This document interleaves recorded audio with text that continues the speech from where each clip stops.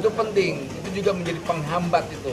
Penghambat orang mau bekerja dihambat dengan syarat-syarat ketentuan umur yang akhirnya maaf, kawan-kawan jurnalis juga berdampak. Kawan-kawan misalnya yang sudah umur 40, 45 lantas karena umurnya tidak sesuai dengan syarat akhirnya apa? Hopeless mencari pekerjaan dan kita berharap ini dihapus. Ada pesannya Pak Habib Rizik soal demokrasi, soal perbedaan. Beliau tahu sekali bahwa saya kan pendukungnya Pak Jokowi kemarin ya 2014-2019. Artinya beliau punya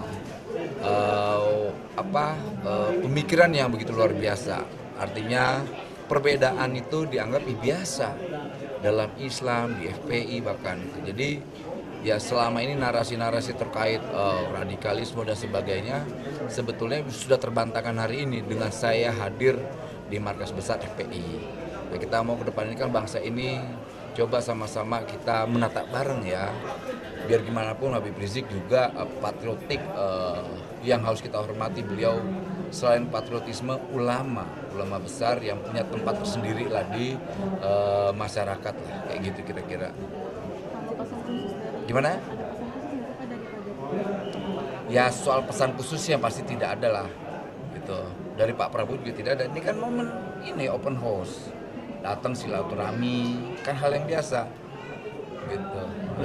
Pesan Habib ada nggak pesan dari Habib soal pengentasan pengangguran itu tanggapan sebenarnya? Lah iya itu wajib, itu bukan pesan Habib Rizik juga tapi pesan konstitusi dan itu juga pesan Presiden Prabowo terhadap kita sebagai pembantunya gitu. Layani rakyat, jangan korupsi, itu pesan dan perintah menurut saya.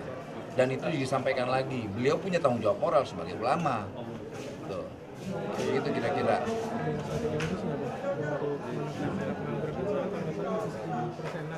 Ya, kita pasti punya formula tersendiri. Pertama, kita akan melakukan kolaborasi terhadap kementerian lembaga soal rekrutmen tenaga kerja.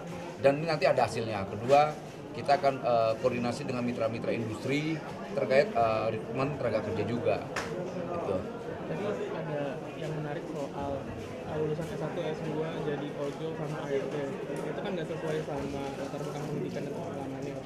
Akan ada strategi khusus atau latar khusus biar lebih sesuai gitu. Ya, yang pasti gini, mereka melakukan hal itu pilihannya kan karena tidak ada lapangan pekerjaan.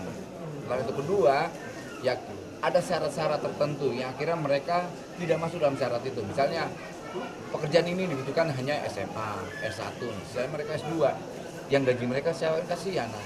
Nanti ke depan itu banyak lapangan pekerjaan sesuai spek dan pendidikan mereka.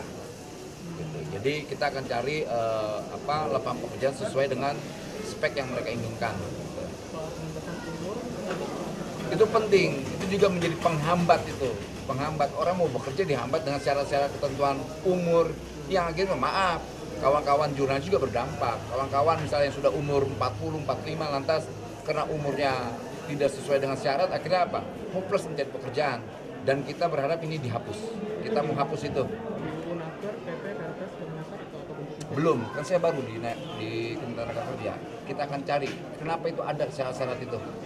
Gitu. Tapi bentuknya masih belum masuk ke Unaker atau Permenaker itu masih belum.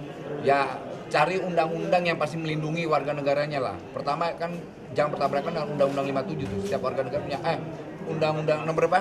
13/2003. Nah pokoknya setiap warga negara punya hak untuk dapat lapangan pekerjaan. Gitu. Yang 57 itu kan lapangan pekerjaan. Tadi kan dengar Habib Rizik itu masih mengutarakan kritikan-kritikan ke Bapak Jokowi, itu ada tanggapan enggak? Dan emang itu karakter Habib Rizik, dia orang kritis. Beliau itu orang kritis. Kita melarang dengan sikap kritik yang nggak boleh dong.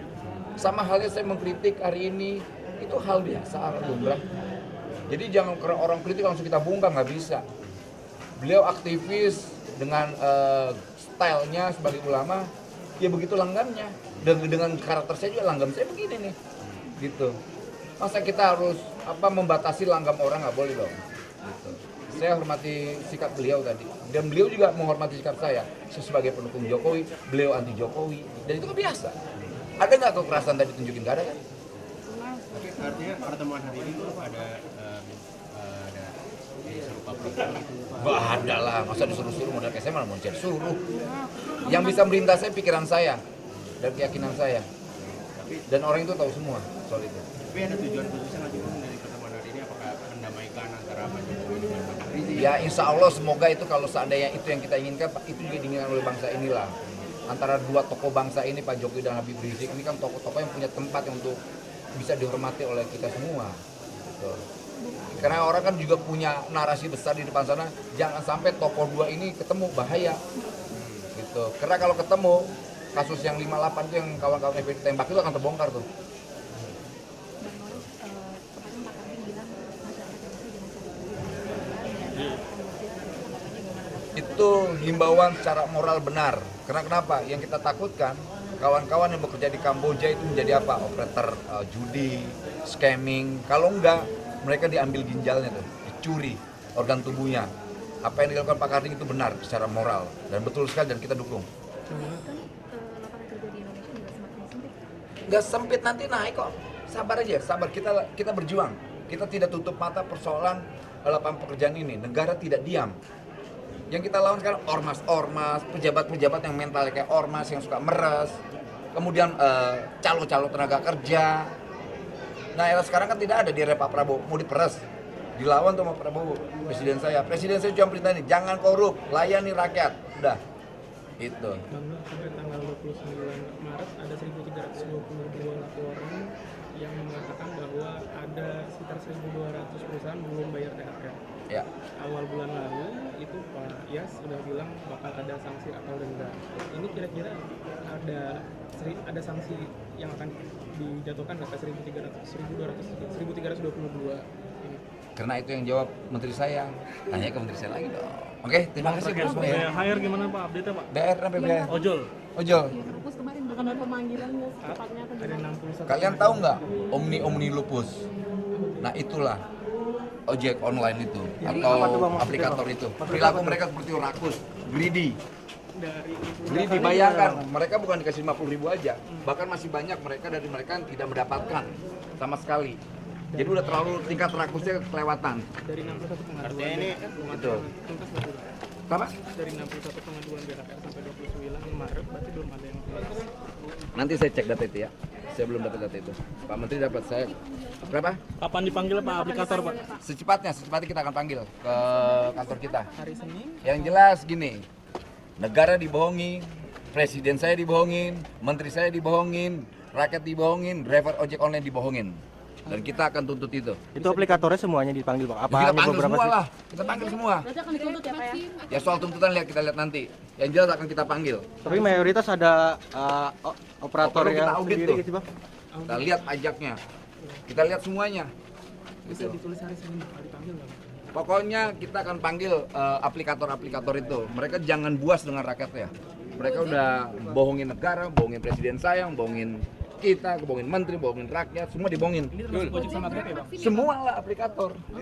Itu semua aplikator. Ya. Berapa? Gojek, Grab, Vaksin atau ada Ya semua pokoknya. kuning hijau? Platform digital, mau hijau, kuning, apa, abu-abu kita panggil semua. Siap, Oke, Bang Maya. thank you ya, makasih ya.